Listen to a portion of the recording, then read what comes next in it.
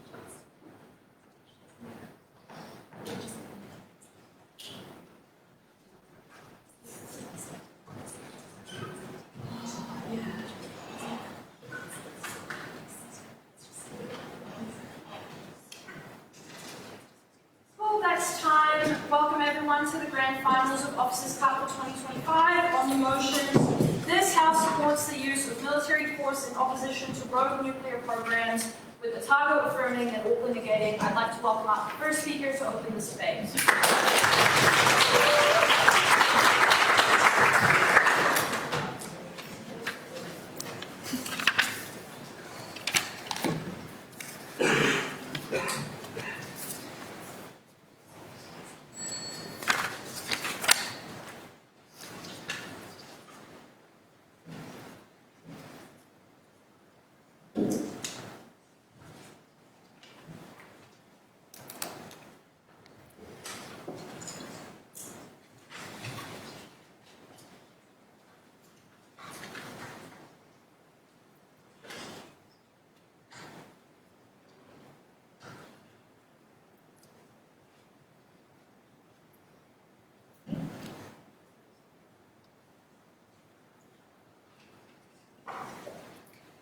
Countries with rogue nuclear programs don't subscribe to things like international conventions that control the usage and control the safety and control how things are stored when it comes to their nuclear programs. So there's an enormous risk there, but they also don't respond to the normal incentives of mutually assured destruction. Because what can happen in often these small, unstable, undemocratic countries is we can see things like military coup, we can see things like instability come in, and suddenly the most dangerous weapons that could destroy everything everyone in this room cares about and everyone who's ever lived cares about in a heartbeat. I think that's by far the worst thing in this debate, and it's obviously the way either team wins this debate. A few things in my speech. Firstly, on setup. Secondly, why military force is effective and often uniquely effective when it comes to to destroying rogue nuclear programs. And thirdly, the absolute impetus in destroying these programs. Firstly, on setup.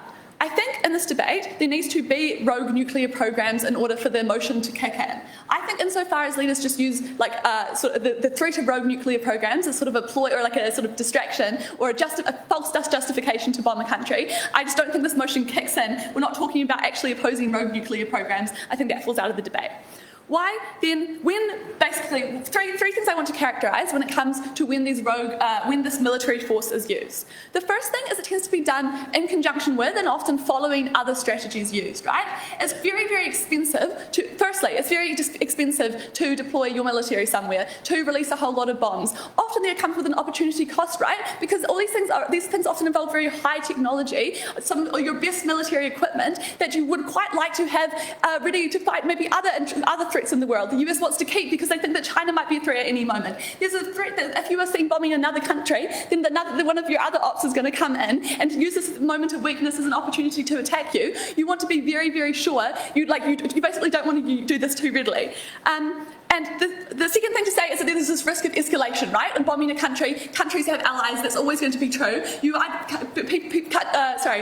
Defence forces know these things, basically. They're willing to make these trade-offs and make, I think, quite smart decisions a lot of the time. Second thing to say is that generally the people doing this tend to have quite good incentives, insofar as they, are concerned about escalating, basically, these sorts of conflicts if they seem to be doing a very bad or very reckless job when it comes to opposing the use of these programs. And the third thing to say is I think they often have quite good capacity to execute these missions quite well. The first thing to say is they often have a huge amount of expertise, right? People who've been spending decades and decades in the Defence Force in, like, I don't know, this sort of the defence, I guess you could say. That's probably right. These voters don't tend to vote these people in, right? They are elected because of their, like, the enormous amount of information that they know about these missions. And the second thing to say is that countries doing this tend to have very high technology, right? So they have all this, they have satellite imagery, they have, like, heat detecting stuff that knows where people, so they know where people are, that kind of thing. So I think it's possible to do these missions well, and I think they're often done well. But most importantly, it's important that these missions are done at all right, because otherwise everything that everyone would have ever cared about could be at threat. Okay, why do we think then that military force is effective in opposing these programs? In many of these cases, these countries will stop at nothing to have nukes, right? We are talking about Iran, we are talking about North Korea, who don't have any sort of real mandate a lot of their time from the people that live in their countries. They often are having, like, various cruelty, like, human rights abuses. They often have, like, unhappy relationships with other countries in the world. And so as a result, their legitimacy as a nation depends on other countries being scared of them having an enormous threat that they can hold over all of these other countries and let off at any given moment. Often their legitimacy is based entirely around having these nukes. They often also hate their neighbours or whatever, that kind of thing. Okay, why do we think military force, which often probably is going to look like bombing, right, is likely to be particularly effective?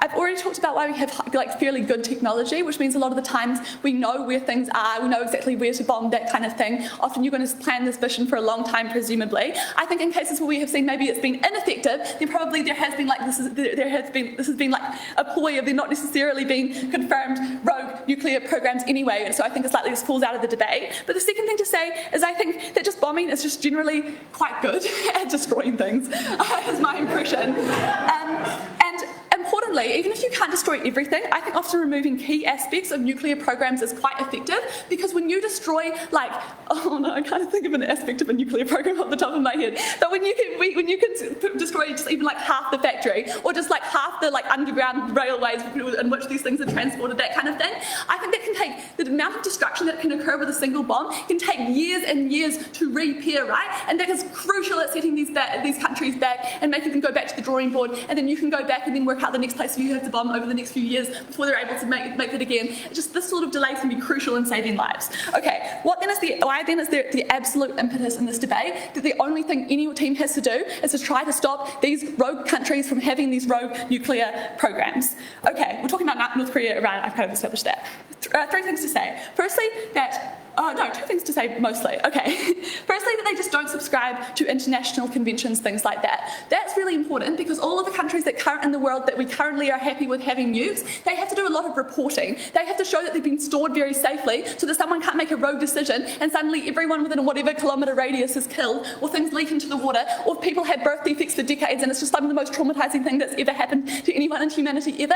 So I think they need to do things like they have better storage decisions, and they just generally have better reporting mechanisms, things like that. But moreover, they're unlikely to be, it stops them from being rogue, right? And so far as I talked in my introduction, we have unstable regimes a lot of the time, coups can happen, religious extremists can come in who obviously don't care about mutually assured destruction, and suddenly everything that is good in the world disappears.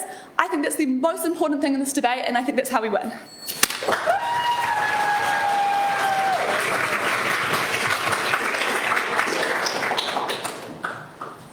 Awesome, thank you very much for that speech. Now to open the case for the negating team, I'd like to welcome the first speaker.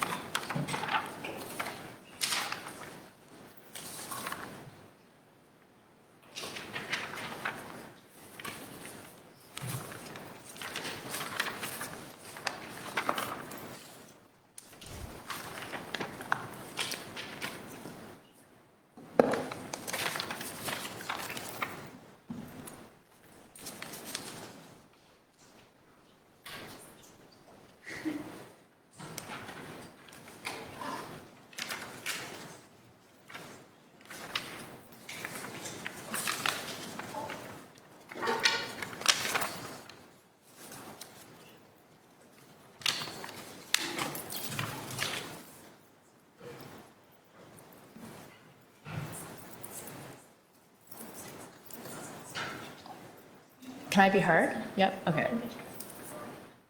The key thing missing in their case is they don't explain who is likely to use this policy. We would explain that the people who are most likely to use this policy are strongmen, and then we'll explain why this increases the risk of war, why allows them to, it is an unprincipled use of peremptory force, which legitimizes these rogue nations, and also it just causes them to double down. Firstly, who is likely to use this policy? It is often strongmen, people like Trump, or people who are dictators who are wanting to flex their geopolitical muscles. Why is this true? Firstly, obviously the military intervention is a hugely insertive task, which means it is often frowned upon by norms and democratic norms.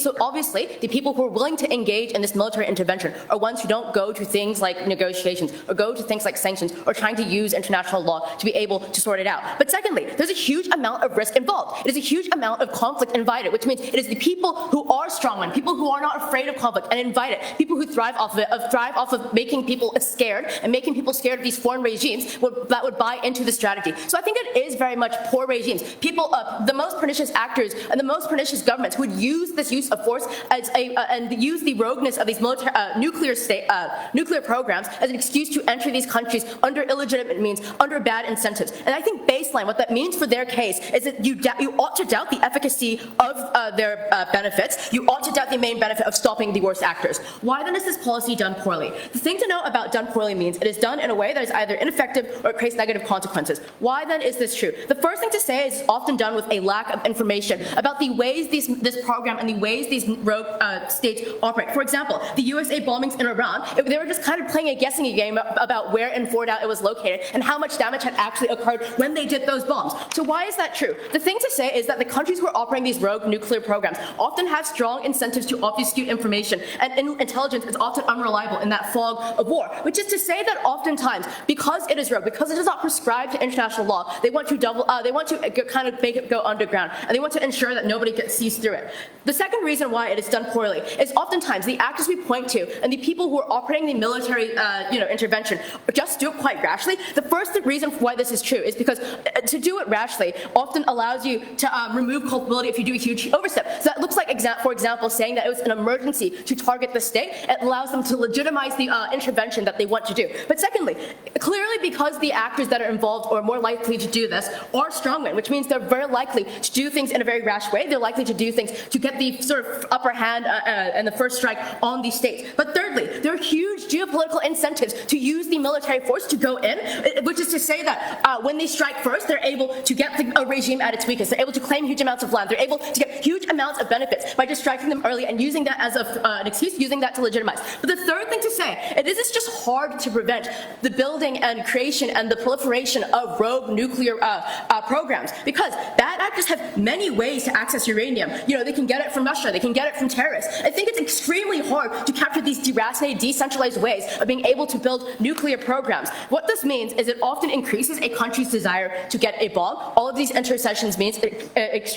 heightens the incentive to be able to continue these programs. Comparatively, we would suggest negotiations are far better and do work. They explain that countries don't respond to mutually assured destruction because obviously they're crazy. The first thing to say under this though, and the first response I would give is just obviously they still have a country to run. They still have an economy that would suffer under sanctions, which harms their power. They still face isolation from the international community that would harm their geopolitical power. So I think they need to do far more work to explain why they're so bad. Negotiations never touch them or never allow the sort of pressure valve of the worst things. But the second thing to say, and we directly flip this incentive, is to say that when they have a bomb, that makes them far more willing to listen to other actors. Because the reason they don't engage with international law is because they see it as hegemonic. They see it as an unequal platform upon which to get their demands out in the geopolitical state. When they have a bomb as a failsafe, that is when they're more willing to engage. That is when they feel safe to actually engage and feel like they actually have the power necessary to make their demands and make their bargains on the international stage. All of this means that under their side of the house, they lose the capacity for negotiations. Three clear impacts that they have to stand for that lose them this debate. The first is just the risk of conflict. It is extremely bad to have a country go in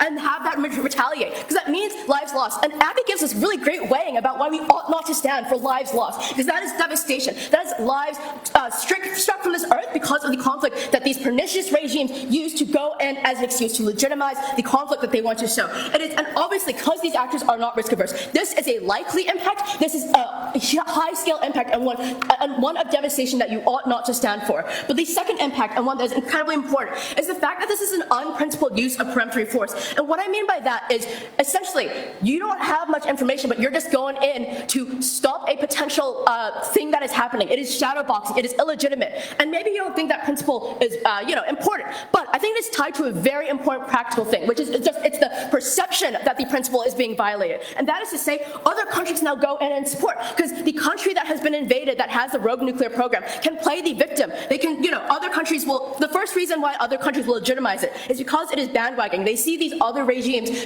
entering countries through illegitimate means, which means they wagon onto the one with the, that has been invaded and say, oh, we might be in trouble. So they, they go and support them. But secondly, these are countries that are able to play victim and play it up to other states to have them help protect them. But thirdly, there are obviously regional concerns and regional countries surrounding it that are worried that they will face the brunt or face these sort of proxy wars as a result. What this means, it compounds the risk of regional war. You give them allies and you give them artillery to fight more wars, which compounds the harm of conflict that exists under their side of the house. But also, you just make it harder to approach negotiations when they have legitimacy, when they have people backing them, as opposed to our side of the house, where you actually have to talk, where these states have to talk to us and actually have to negotiate because they don't have other allies to support them. But the final one is these regimes just get worse, because under their side of the house, they explain there's an incentive to have nukes, so they will just keep trying to make the nuclear programs. But only under their side of the house do they double down, they get worse. It means they go underground. It means it's harder to monitor. It means these programs are far more rogue, far more dangerous. Do not stand for a side that allows that to happen. Proud to negate.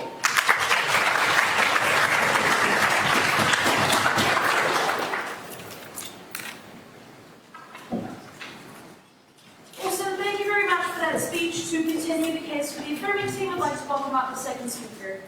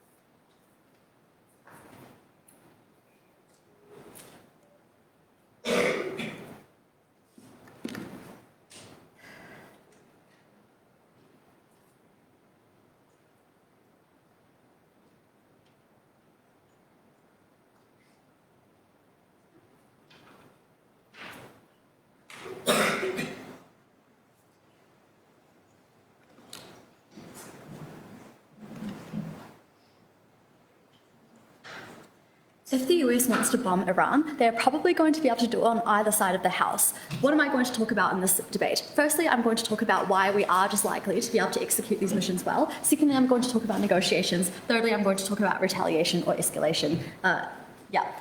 Okay, let's talk about, why we are likely to do these missions well. Abby gave you 3 really great reasons as to why we are likely. First, it's probably likely to be done with other strategies because this is quite a last resort expensive thing. Secondly, we have good incentives. Thirdly, we have the capacity to do so. What did we hear in response? We heard firstly that poor regimes and governments are likely to use this to basically just use military force and enter countries under illegitimate means. But as I flagged to you in my introduction, if a country really wants to invade another country, they're probably just likely to do it on either side of the house. They don't have to point to like a rogue military program being developed as like a justification to enter. They can just say like, oh, they have a terrorist program. Oh, like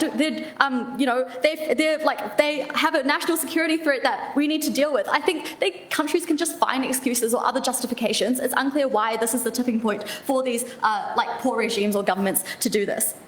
The second, okay. Next, then, we heard about strongmen and why they're likely to just like flex their geopolitical muscles and things like that. I think the first thing to say is that they are still probably likely to use other tactics first, like sanctions or diplomacy or negotiation. The only reason why we would use military force is because it's a last resort. That's for the reasons Abby told you, because it's so incredibly expensive, because there is a small risk of escalation. And also, it's just unclear that these strongmen like Donald Trump are able to just immediately go, okay, let's bomb the shit out of them right now. Obviously, like, they have other people that keep them in check. There are like 100 colonels in the US Defense Force Army. It's unclear why they're likely to, why these probably like democratically controlled states are likely to just do that. Okay. The final push that we heard here is that it's likely to be done poorly because it's difficult to find out, like, I guess, like, where nuclear programs are being developed. But again, I think we just told you that we have incentives to do this quite well because, like, it's expensive, because it's quite risky. I think people are going to really, like, we're going to have all the experts working on this, locating it, like, poring over every kind of satellite imagery. We have CIA agents or intelligence agents finding out where this is. They're probably going to only to execute this mission when they know with, like, very high certainty that it's going to be successful or that they're bombing the right place. But also, we heard this push that maybe it's just like hard to, I guess, like successfully destroy a rogue program, but I don't think it is at all, because you don't need to like destroy the entire thing. You just need to like bomb half of the factory, or you just need to like bomb the laboratory where they're developing like the chemicals to put inside the nuclear bomb. You just need to make sure that people are scared enough, or like, for example, the scientists who work for that regime no longer want to work there because they're scared of being bombed. I don't think you need to take, like, you don't need to destroy the entire country. I think it's just quite easy to stop these programs and these nuclear I guess programs from being developed in the first place. That is obviously the most important thing in this debate because of the impacting that Abby gave you. Okay, let's talk about negotiations now. They told you that it's really important to negotiate with these countries first, or like sanction them, but they still have economies that they care about, even if they're like rogue. Okay, couple things to say. Firstly, we're probably on our side of the house already likely to have tried to do negotiations. That clearly hasn't worked. That's why we have to resort to this. But secondly, we tell you that like countries that are developing rogue nuclear programs are already isolated. They're already gone rogue. They already don't really have friends. So even if you sanction them, it doesn't really matter because they're probably not importing from you anyway. I think like they are either already isolated or they already have a close circle of friends and allies around them, such that any kind of diplomatic or like trade-based sanction that you apply to them is probably not going to stop them. That's why we need military force. That's why we need to bomb their factories, because there is just simply no other way that we can stop them. Think about Iran. Think about North Korea. We simply just have no other way to stop these countries if they really wanted to develop their nuclear programs.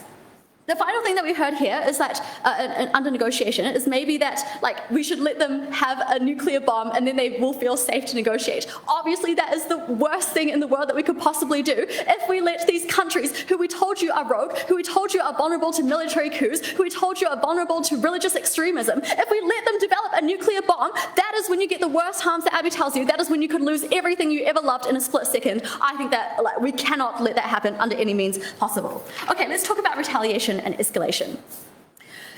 Why are they unlikely to escalate or retaliate once we have destroyed their nuclear program or use military force against them? I think the first thing to say is that they probably just won't escalate because they're busy trying to rebuild their nuclear programs. It obviously takes a lot of time and resource and energy into building a nuclear program in the first place. I don't think they have the resources to immediately retaliate. Like, I don't even know what they would retaliate with. Clearly, they've put all their resources into trying to build a nuclear bomb. They no longer have that, and so it's unclear what they're going to be retaliating with. But also, I think once this succeeds, they're going to just be seen as very, very weak on the global stage. They're not going to have anything left. It's unclear. Like, I think any allies that they may have possibly had is unlikely to help them in this instance, where now they're seen as incredibly weak. They're seen as like defanged or detoothed. So it's unclear why they're going to escalate on our side of the house. Okay, the last thing that we heard is like this idea of it's important not to use force principally when it's not justified. But again, I think the first thing to say is that this is just not comparative.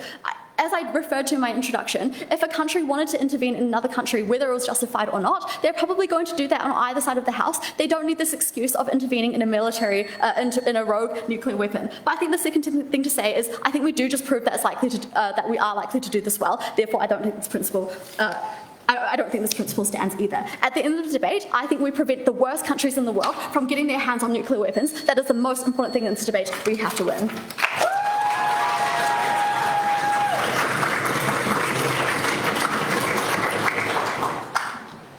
Thank you very much for that speech. To close the substantive portion of this debate, I'd like to welcome up the second speaker from the Gate Age.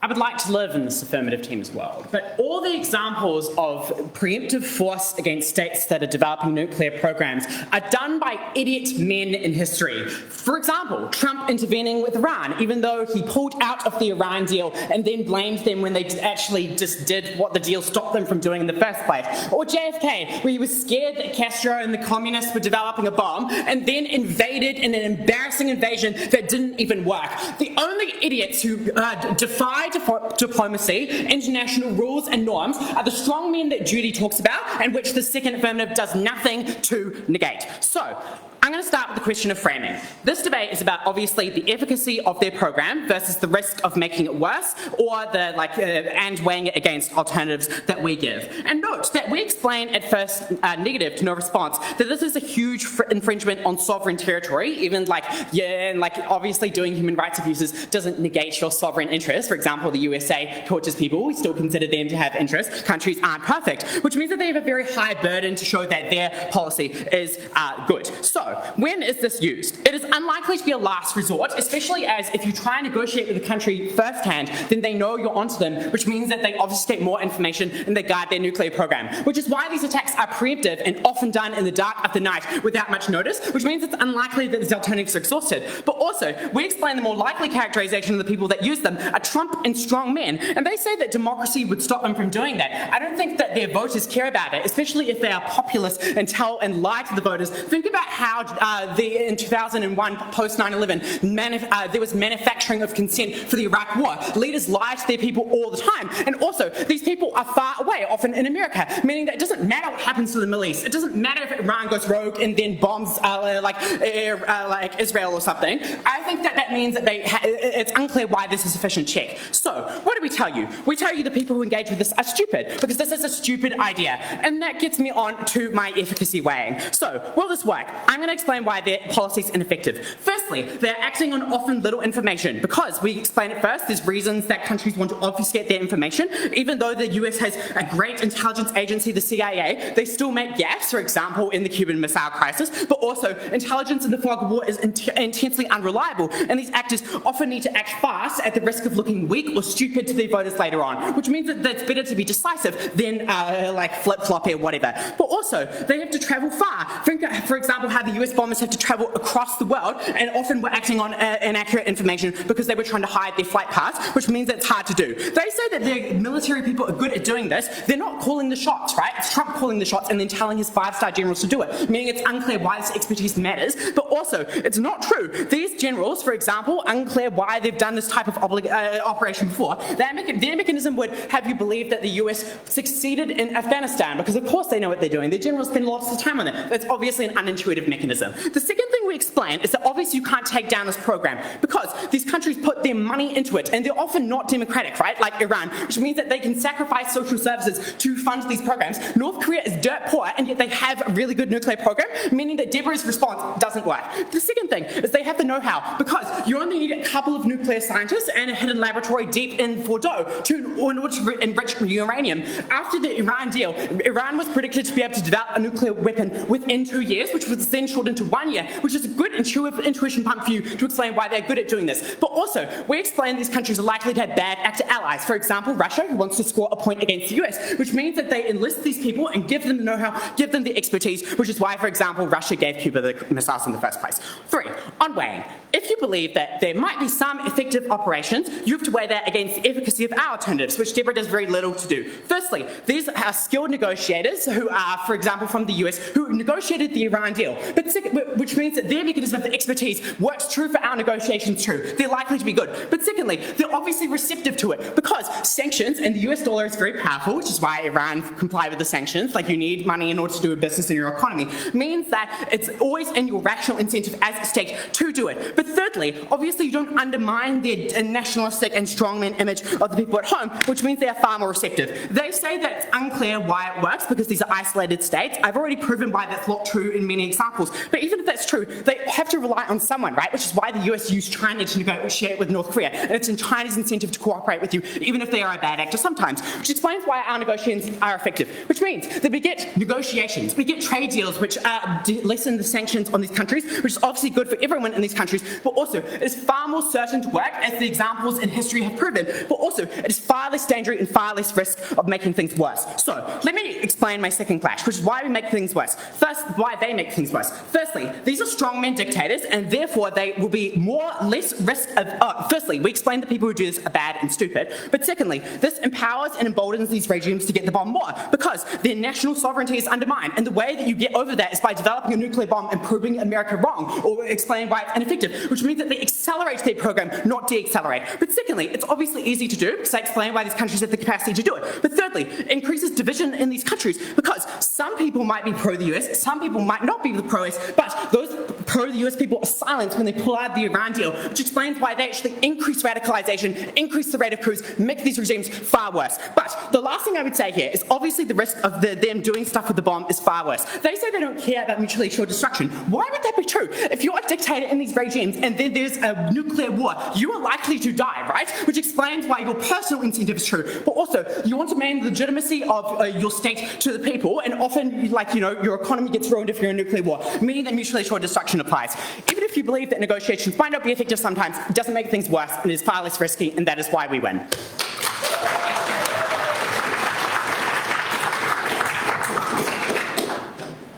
Thank you very much for that speech. I'd like to welcome back up the leader of the engagement team.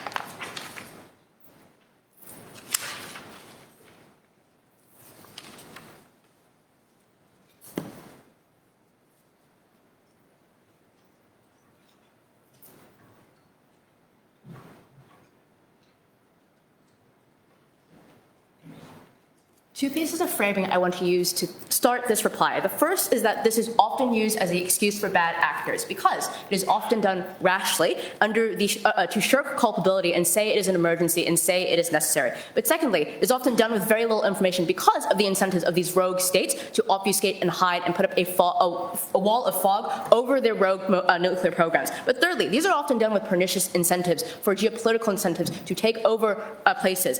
That all points to, and that all means you should doubt all of the analysis about how efficacious this is, even if they do have the incentives, or even if they do have the capacity to do this well. Their only response is, well, strongmen will do it anyway, so why should we care? This debate is about supporting an action, and insofar as this action emboldens these strongmen, insofar as it accelerates them and allows them to continue to intercede and intervene in ways that are extremely pernicious, you ought not support. This is a debate about supporting it. They don't prove that, and I don't think they do enough work to do that in this debate. But the second piece of framing that you should note is that the incentive on rogue countries to make nukes exists whether or not you intercede. And that's important because affirming never explain their they explain their incentive. They explain their incentive to find the nuclear programs, but never explain their capacity to actually find it, which means you're always shadowboxing, you're always finding it, which means you never actually do enough to destabilize these nuclear programs. So I think you should also doubt the efficacy of the program under that line. But secondly, it explains why these countries go dark. It explains why they close ranks and continue to use criminal networks to acquire uranium and continue to build nukes. So I don't think they change that incentive in anything. I think it means that these countries are willing to expend capital to continue it because they know they're going to be attacked. They know they need a safety net to fall back on. I think that squarely takes down the one way affirming wanted to win this this debate, which is through stopping the potential of nuclear war. I don't think they get a positive benefit because they never break the incentive of these countries to engage in building nukes. But no, they never explain what the likelihood of these countries using nukes is. They never explain what the risk is. And I think that was always speculative, and I don't think it could ever win them the debate because we don't know how likely it is these countries would use nukes. I don't think that's something that they're able to claim as a benefit. Because they never respond to the fact that we explain negotiations are pretty helpful because they still have a country to run, because the bomb is just a fail-safe and they're more willing to listen to international law through that way. I don't think the same has a positive benefit. But even if you believe they are able to stop a rogue nuclear program, I think the harms that we explain that exist on their side of the house are just incredibly high. Because the first is just a risk of conflict, to which we got no response down this bench. It's a bit late at AFRIPLY to try and talk about that. Because when you attack and invade, it means that this country is wanting to fight back. And if you believe the affirming framing that this is a country that is insecure about its status and has used the nuclear program to try and bolster that, this is a country that wants to fight back. This is a country that needs to fight back in order to keep its teeth, in order to keep its status internationally. And I think that was a huge harm that existed on their side of the house. It was a loss of lives and devastation. It was something that you should never stand for. But secondly, it was the loss of legitimacy. Deborah says this is just a principle, but I say right back at my first speech that the perception that this principle is followed is important, because it means states bandwagon on and see it as a slippery slope, especially when the state that is attacked plays victim. It means there are regional concerns, which means you give rogue countries allies, you allow them to fight wars and proxy wars. Far worse, it means you create more conflict, it means you give these states legitimacy. That was all incredibly bad if you wanted to undermine these states and have them come to the table for negotiations. That was always locked down their side of the house. They created conflict, incredibly harmful, proud to negate.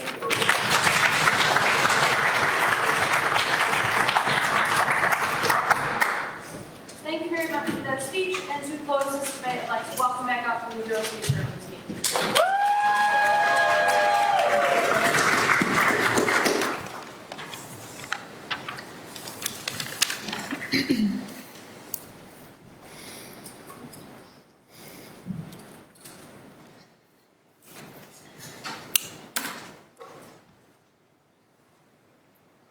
Three things in my speech. Firstly, escalation. Secondly, effectivity. Thirdly, the importance of destroying these programs. On escalation, we're told that strongmen are going to be rash and unconsidered and quick to push the button. Why is that likely? Well, it kind of came out at Judy, right? Geopolitical incentives, because you want to take over this country. Presumably, that means you want to take over this country anyway. And so you can just blame terrorism, or you can blame ideology, or you can do anything else to just take over this country, which you can do because you're presumably a strong man and there isn't much of it in terms of democratic mechanisms to control your actions. This happens anyway. You invade anyway. The whole escalation point washes out. But even if it doesn't, we had heard next to no impacting. We didn't hear if civilians are particularly likely to be involved in that escalation. We didn't hear why you don't really already have allies, or who's massive, or who's really, or why this happens when they're already probably weakened. We just didn't hear impacting as to why that's important. I'm not sure why that's bad. These are already parts of the world that are often torn by conflict. I don't think much changes, especially when you're going to be invaded anyway. On to effectivity. Look, even if it's strongmen like Trump calling the shots, they have a very clear incentive to get rid of these nuclear programs. Strongmen want to do that too. That's the most important thing. We hear that there's inaccurate information. They tell us that's because there's an incentive to obfuscate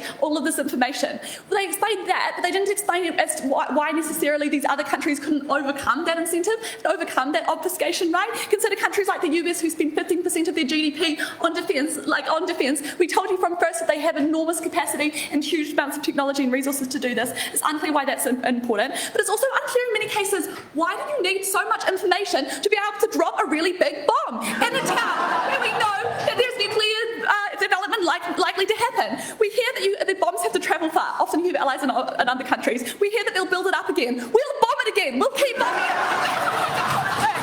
Bombs are destructive. They hit key infrastructure. They kill key scientists. Negotiations aren't the same because it's unclear why they would agree, right?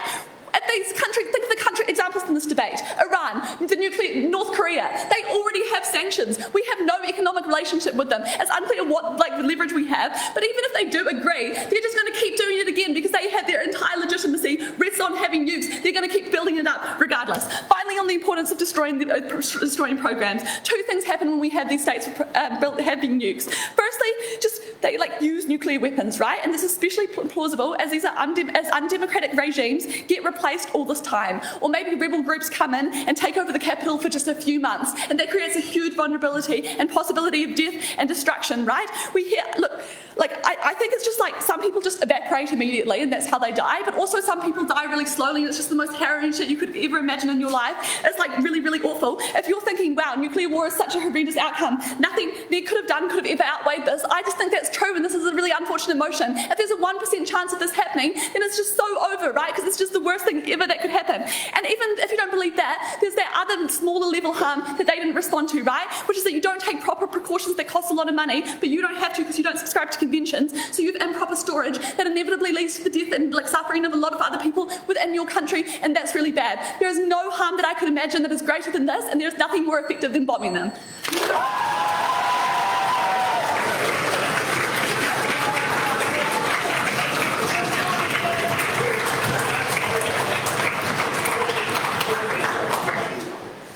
Thank you very much for that speech and for that debate. I'd like to invite both teams across the floor and shake hands.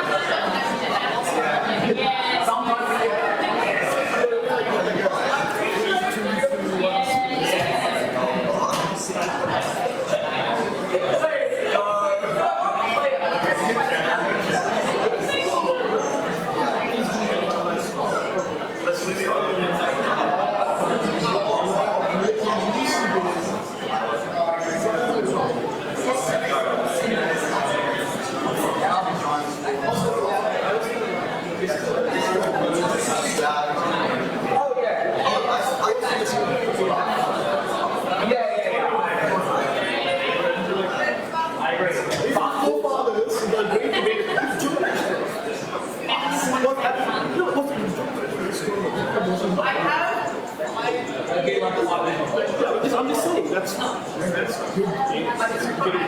Really shit out. Yeah. I prefer a variety. But that's what I'm needing, right? I can't believe I'm bad. I can't believe I'm bad.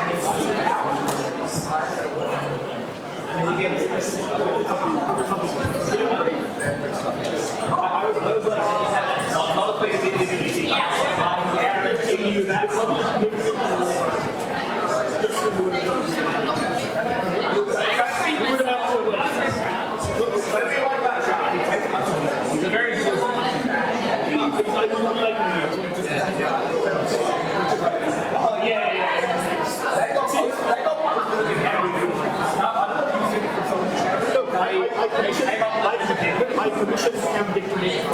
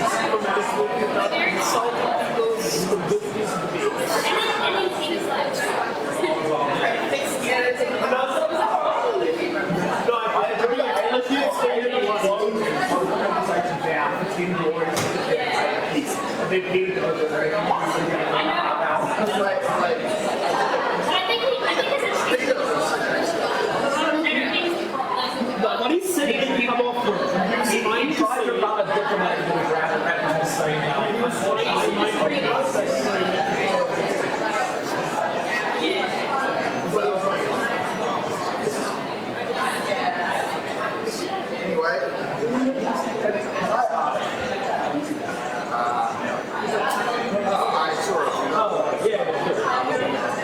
when you look at the state of my feelings, typically like this is a great song. It's a fluidity. That same motion, the social movement is very different. Social movement.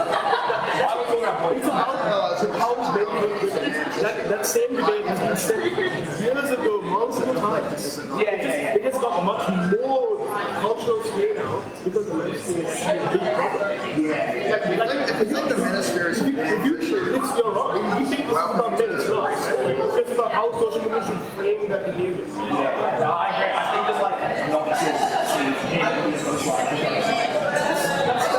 Even these like things that you know, they're like at least the drawing on the best choose the good options. They're like when you section about It's a very good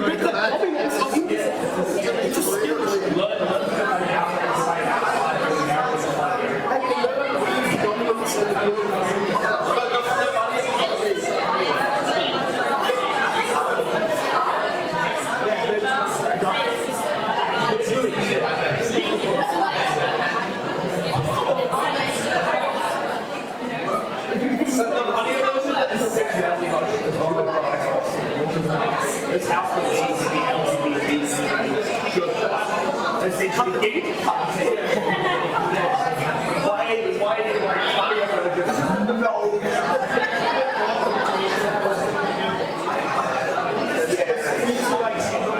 It's deep to look up.